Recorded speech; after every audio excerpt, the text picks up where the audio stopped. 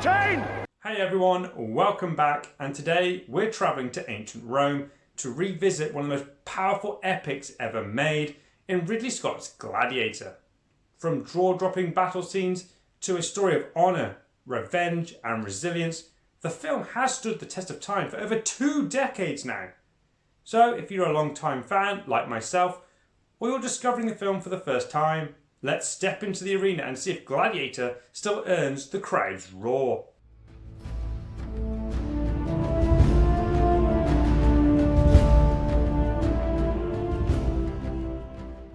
By the 1990s, Hollywood had all but abandoned the swords and sandals epics. It had been decades since the likes of Ben-Hur, Spartacus and Cleopatra had captured the public's imagination. Enter Ridley Scott. Known for his sci-fi hits like Alien and Blade Runner, he took a risk. With Gladiator, he resurrected the historical epic for a new generation. In the year 180 AD, Gladiator follows the journey of Maximus Decimus Meridius, a well-respected Roman general who serves under the wise and aging emperor Marcus Aurelius, who, disillusioned with his own son Commodus, secretly names Maximus as his successor. Will you accept this great honor that I have offered you? With all my heart, no.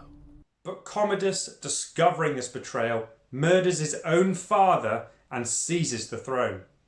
Maximus is then arrested, escapes execution and returns home, only to discover that his wife and son have been brutally murdered by Commodus's forces.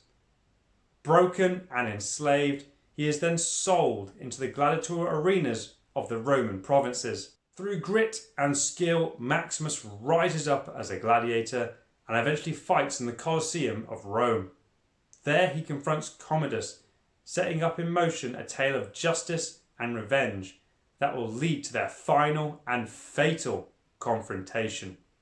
My name is Maximus Decimus Meridius, commander of the armies of the North, father to a murdered son, husband to a murdered wife, and I will have my vengeance. Russell Crowe plays Maximus, and Crowe's performance is magnetic.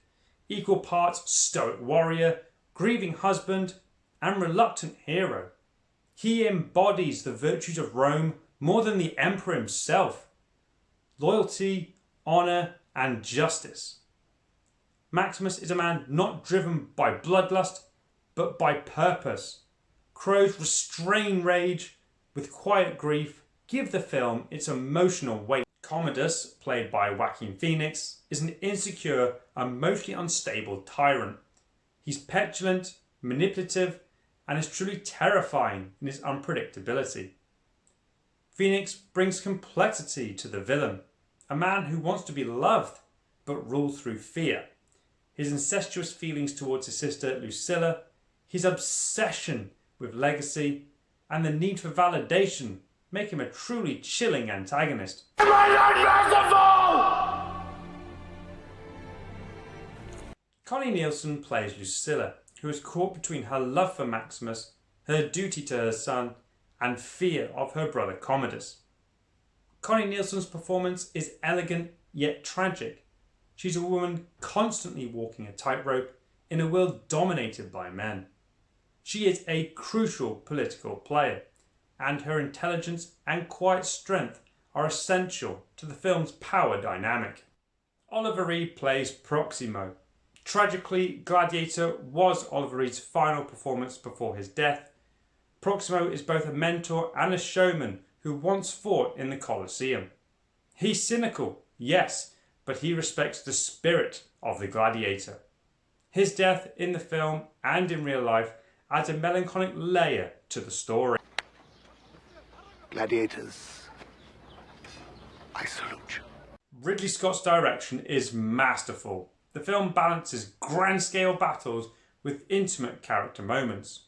The muted colour palette, grainy textures and wide shots create an atmosphere that feels both historical and dreamlike. The battles and fights throughout this film are brutal.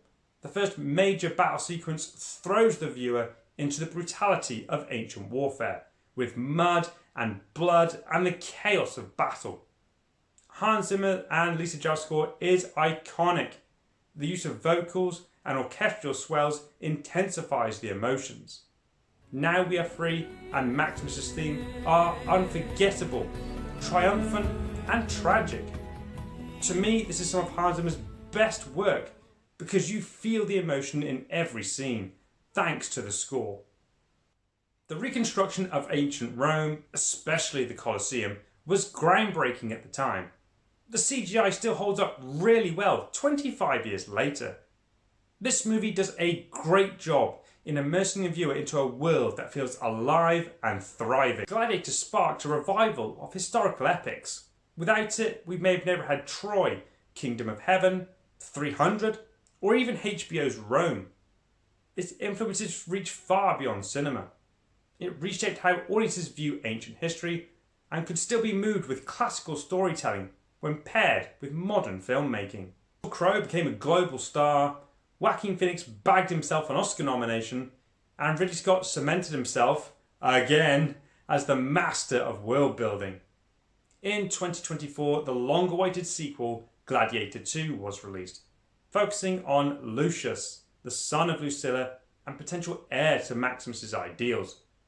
The movie failed to recapture the magic of the first film, but I don't mind Gladiator 2.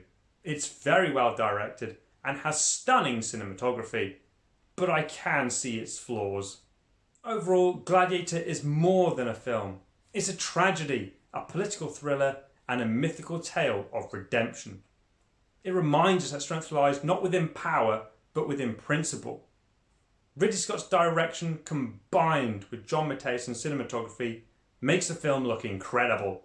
Throw in Hans Zimmer's score to the mix and the film equals perfection. There are quite a few historical inaccuracies throughout the film, but if you don't know your Roman history, you won't notice it. If you're like me and you know a bit about the Roman Empire and its history, it doesn't take any enjoyment away from the movie. Over 2 decades later, Gladiator still stands tall, not just as a cinematic achievement, but as a timeless story of honour, loss and hope. If you've never seen Gladiator, where the fuck have you been? This has to be one of, if not the greatest historical epic ever made. If you've not watched the film for a while, pick up that sword and shield, step back into the Colosseum and relive that glory all over again. What we doing live? Echoes in eternity. My rating for Gladiator is 9 out of 10. The general who became a slave. The slave who became a gladiator. The gladiator who defied an empire. Thanks for watching The Real Reviews.